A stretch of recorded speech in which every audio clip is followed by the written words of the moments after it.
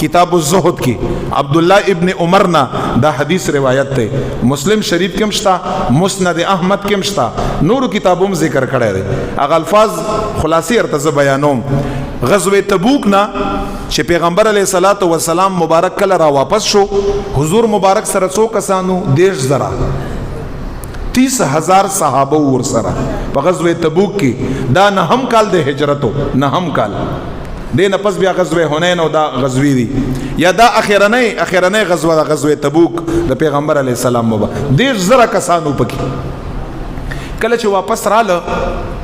نو پلار کې به نبی علیہ السلام مبارک پڑاو اچاو پڑاو ویل کېږي سامان تھا لګ بکوس شو او خانو لبی وبو ورکړي لګ دمه به یو کړه دي ته پڑاو وایي چې په کوم ځکه پڑاو واچاو حدیث کې راځي دي ته ویل کېږي مقام حجر دا د سمودیان نو سمودیان د صالح علیہ السلام قوم دا د اغوی علاقه وا کندرات یو مغه سوران ایجاد پراتو کورونا کمرے چتونا دا یو معذب قوم الله تعالی سخت عذاب پر واستلو د صالح علیہ السلام قوم سمودیان د اغوی کندراتو حضور مبارک چې پڑاو واچاو نو سیټ کې اور سره دا ځایو او یو پاغي کی کویایو کوی کی وب پاکي وي څه خبره پکې نوا صحابه کرام لاړ د 100 کسانو د 10,000 کسانو وبیا دغه کوینه وبر ویستی او د 10,000 کسانو وړیا پاغه باندې اوخ واخ کا دا به څومره وړو 30,000 کسانو هغه وړیم په واخ کا وبیم رويستی او سره د غوخي هغه کټویا په کټویو کې باندې کړي او هغه تیم دغه کوی وبور واچولې خو چې حضور مبارک وکړه چې دا قوم سمود کندراتی او دا علاقه معذب علاقه دا حضور مبارک ورته فرمایل کټویم واړوي وبم واړوي او دا دوړه اوخانو ته واچوي او زرد غزاینه وزي دا د معذب خلقو زیاده دا د عذاب والا خلقو زیاده او کوشش وکړي چې په دې ځای کې اوجاړي نبی علیہ السلام صحابه ته فرمایي حالانکه اسلام دیو ساس کی حضور مبارک فرمایي په اوداسه کې بزیاتی وب نه استعمالي او د 10,000 کسانو ارڅه واړو لری کړه ولی دغه ځای نسبت چا سره دی معذب قوم سره بدو خلقو سره عذاب والو سره خراب خلقو سره نو چې کوم شي نسبت خراب خلقو سره راشي د 10,000 خلقو روټه دا ولی ني حضور مبارک فرمای وای اړه لري کړي دومره نو حست ځان بساتای دغه خلقو سره ونه کینی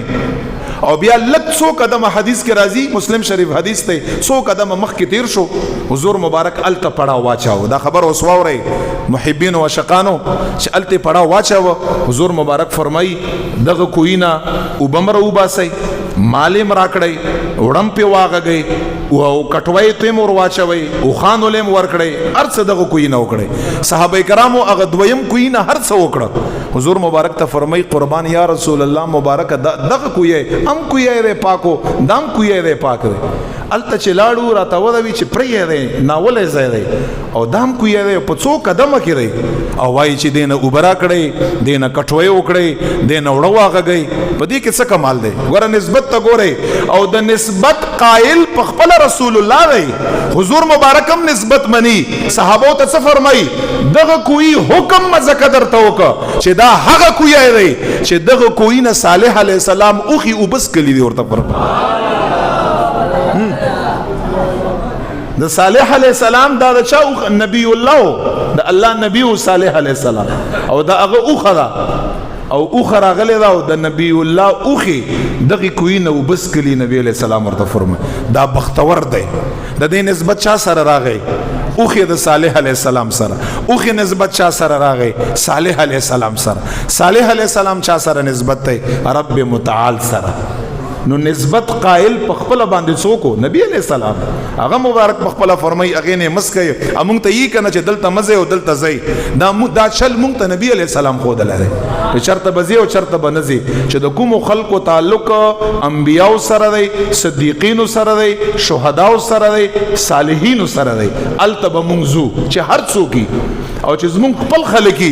ځکه چې دا د صراط مستقیم والا دی او چې کوم خلقو دغه څلورو ډلو سره انبیاء سره صدیقین سره شهدا سره صالحین سره اولیاء سره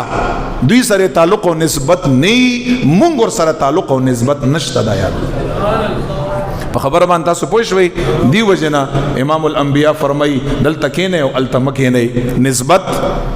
نیکانو صالحانو سره لوی شای دی. خدای پاک جل جلاله دا مونږ استاد سو په صراط مستقیم باندې روان کا او صراط مستقیم د انبیاء او د شهدا او د صدیقین او د صلحاء چې کوم لار دا رب متعال د زمونږ استاد سو بچی مشران کشران دا ټول د الله تعالی په دغه صراط مستقیم باندې روان کا او دا غینه پس د الله تعالی مونږ لپاره استقامت راکا.